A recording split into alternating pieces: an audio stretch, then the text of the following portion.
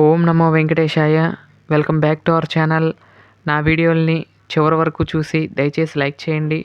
మీరు లైక్ చేయడం వల్ల ఈ వీడియోలు మరికొందరికి వెళ్తాయి కాబట్టి దయచేసి లైక్ చేయండి. ఈరోజు వీడియోలో ఏంటంటే వినాయక చవితి దగ్గరికి వస్తుంది కదండి. వినాయక చవితికి మట్టి బొమ్మలు అందరూ కూడా కొనుక్కుంటూ ఉంటారు కదా. అవి ఎలా తయారు చేస్తారనేది చూడండి. అంటే మనకి రోడ్డు మీద అచ్చులు పోసి అమ్ముతూ ఉంటారు, వెళ్ళంటే కూడా వస్తూ ఉంటారు కదండి.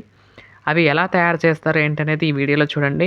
ముందుగా అయితే మట్టిని అయితే సిద్ధం చేస్తారండి. ఈ మట్టిని కూడా కాళ్ళతో తొక్కి ఆ మట్టిని బాగా బంక మట్టిని సిద్ధం చేసుకుంటారు. పక్కన అక్కడ కనపడుతుంది కదండి, అలా చేసుకుంటారు మట్టిని.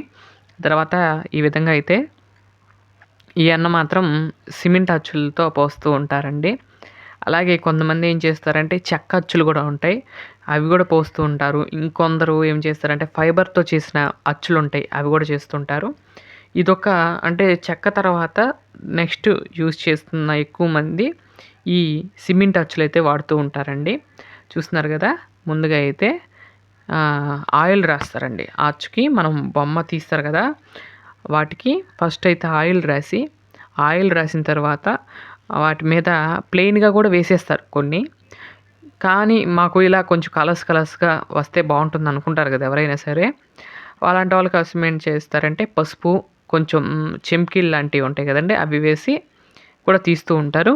ఏంటంటే ఈ పసుపు కానీ కలర్స్ వేయటం వల్ల ఏంటంటే బొమ్మ అనేది రూపము చాలా నీట్గా కనపడుతుంది. అంటే ఫినిషింగ్ అనేది బాగా వస్తుంది కాబట్టి వారు ఏం చేస్తారంటే పసుపు కానీ అలాంటి గులాలు కానీ అలాంటివి వేయటం వల్ల, కలర్స్ వేయటం వల్ల చాలా బాగుంటాయి.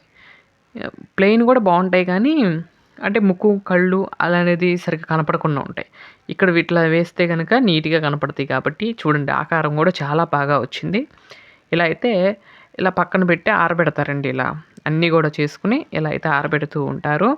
చాలా బాగా చేశారు కదండి. ఫస్ట్ది ఇది సైజు వచ్చేసరికి మన అరచేయంత ఉంటుందండి. ఈ సైజులో అయితే స్టార్ట్ అవుతాయి. ఇక్కడ నుండి చాలా పెద్దవి కూడా ఉంటాయండి. అంటే చాలా పెద్దవి అంటే చాలా పెద్దవి కాదు, సుమారు 9 అంగుళాల వరకు ఉంటాయి. 9 అంగుళాలు మించి చేయలేరు, మట్టితో చేయొచ్చు. అంటే ఈ అచ్చులు లాంటివి మాత్రం చేయలేరు. 9 అంగుళాల వరకు చేయగలరు. ఇలా అయితే మట్టిని ఆ విధంగా అయితే పైన సైడ్లన్నీ తీసుకుని తర్వాత దాన్ని ఇట్లా ప్రెస్ చేయటం వల్ల ఏంటంటే బంక అనేది ఎక్కువగా ఉంటుంది. అప్పుడు బొమ్మలో నుండి తీయడానికి చాలా బాగా లూజ్గా వస్తుంది కాబట్టి ఇలా చూసారా, అలా తీసి దాంట్లో వేశారు. చేసిన తర్వాత అలా వేళ్ళతో అదుముతం వల్ల ఏంటంటే ఆ అచ్చులో ఇప్పుడు ఎక్కడైతే ఎక్కువ ఉంటుందో కదా, అక్కడ అంటే బొమ్మ ఎక్కడైతే కావాలో అక్కడ బాగా ప్రెస్ అయ్యి మట్టి అక్కడైతే ఆ ముద్ర అయితే వస్తుంది కాబట్టి అలా ప్రెస్ చేస్తారు.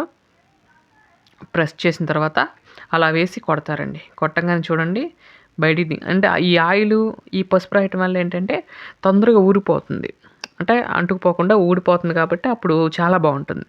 చూసారా ఎంత బాగుందో. తర్వాత ఇలా ఒక తాడు తీసుకుని తాడు పెట్టి కట్ చేసేస్తారు.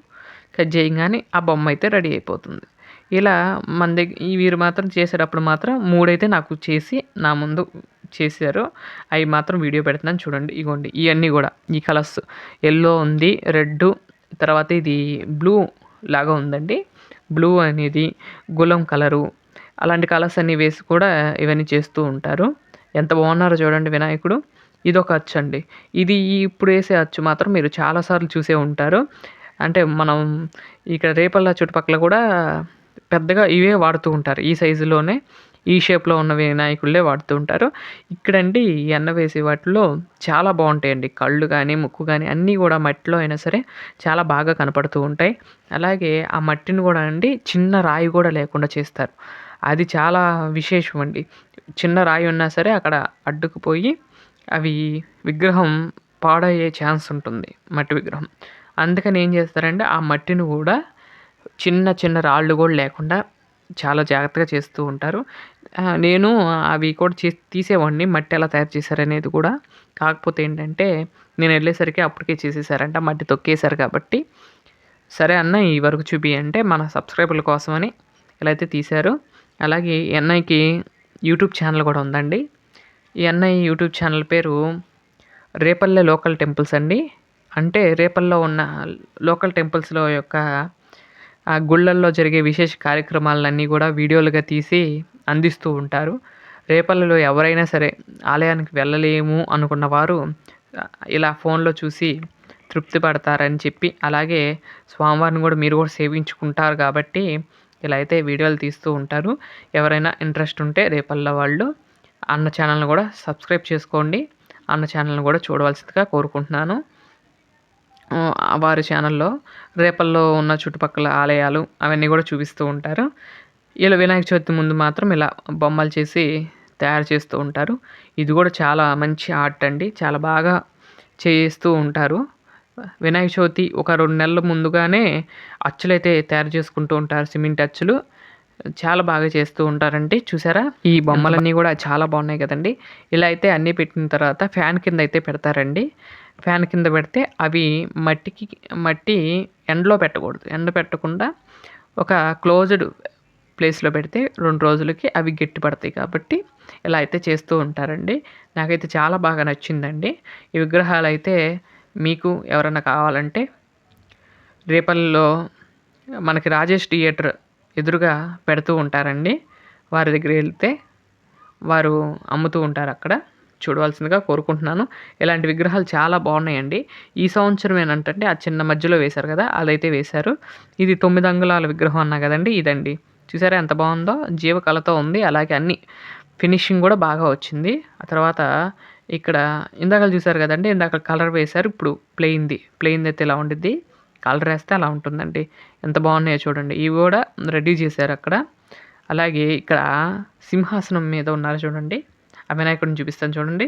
ఆ వినాయకుడు అయితే చాలా బాగా నచ్చారండి. చాలా కొంచెం ముందుకు వచ్చి చక్కగా మన ఇంట్లో వచ్చి కూర్చున్నట్లుగా అనిపించారు. ఇలా అయితే ఈ సంవత్సరం ఏంటంటే ఆ అచ్చు చేశారు. చాలా బాగుంది కదండి. ఇదండి ఈరోజు వీడియో.